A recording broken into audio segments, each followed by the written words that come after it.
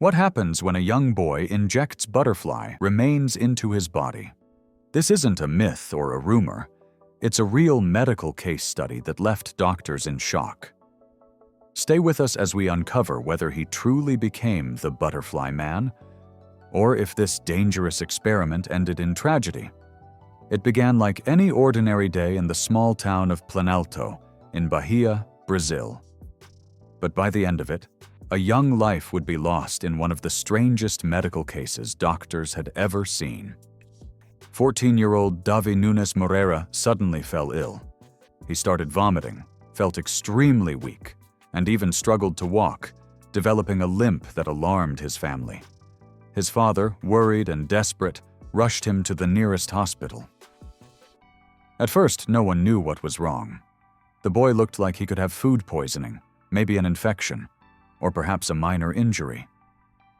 When questioned, Davy told his father and the doctors that he had simply hurt himself while playing. But as his condition became critical, he finally revealed the shocking truth. He had injected himself with butterfly remains. Imagine the disbelief in that hospital room. A butterfly, something we think of as harmless and beautiful, was now at the center of a medical mystery. So how could a butterfly cause death? The answer lies in the fascinating but dangerous world of butterfly biology. Some butterflies, like the monarch butterfly, are not as harmless as they seem. During their caterpillar stage, monarchs feed on milkweed plants.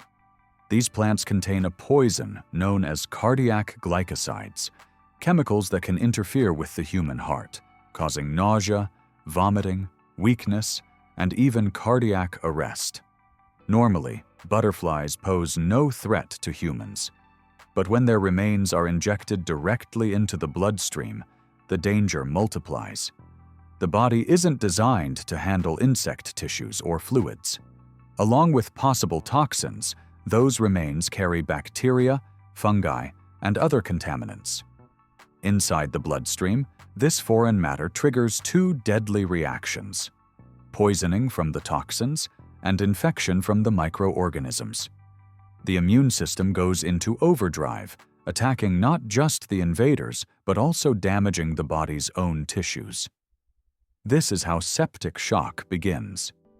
The blood vessels expand, blood pressure drops, and organs are starved of oxygen. The body's own defense system, instead of protecting life, becomes the very thing that destroys it. In Davy's case, doctors believe this toxic storm quickly overwhelmed his young body. After his confession, Davy's father searched his room and found the syringe hidden under his pillow, confirming the nightmare was real. Doctors immediately recognized that his case was far too complex for a small-town hospital. He was rushed to Vitória da Conquista, one of Bahia's largest cities, where he could receive advanced medical care. Here, doctors would have started aggressive treatment: intravenous fluids to raise his blood pressure, broad-spectrum antibiotics to fight infection, and oxygen to support his breathing. In critical cases like this, patients are often transferred to intensive care, where machines may be used to stabilize heart function and blood circulation. But septic shock is one of the most dangerous medical emergencies. Even with the best care, once toxins and infection spread throughout the bloodstream, survival chances drop sharply. In Davy's case, despite the efforts of specialists, his body could not recover. His organs failed one after another, and within a short time, his life was lost. This case left doctors, scientists, and the public in shock.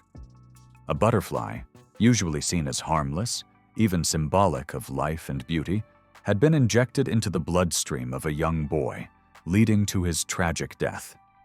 For medical experts, this highlighted several urgent lessons. The first is that foreign material should never enter the bloodstream.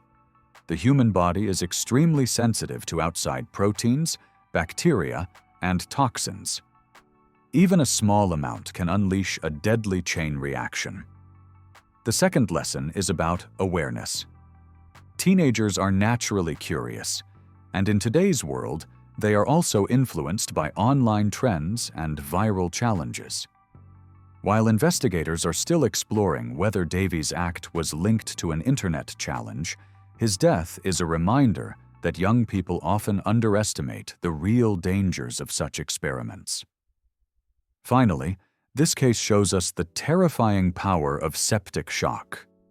It is not the poison alone, but the body's extreme reaction to infection that turns a rare accident into a fatal outcome.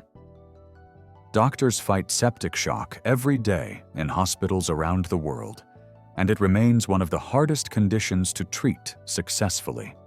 For Davy's family, this tragedy is beyond words.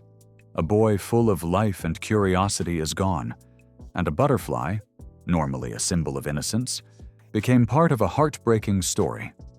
For the rest of us, his case is a warning. The human bloodstream is sacred, and only medicines designed and tested for safety should ever enter it. Anything else, no matter how harmless it seems, can become a direct path to disaster. This was not just a bizarre medical case. It was a story of how fragile human life can be, and how quickly things can spiral out of control when biology and human curiosity collide. As strange as it sounds, a butterfly was at the center of a medical storm that ended a life too soon. So I leave you with this question. Should schools and parents do more to educate teenagers about the real medical dangers of such experiments? Or is it the responsibility of social media platforms to curb dangerous trends before they spread? Let me know what you think in the comments below.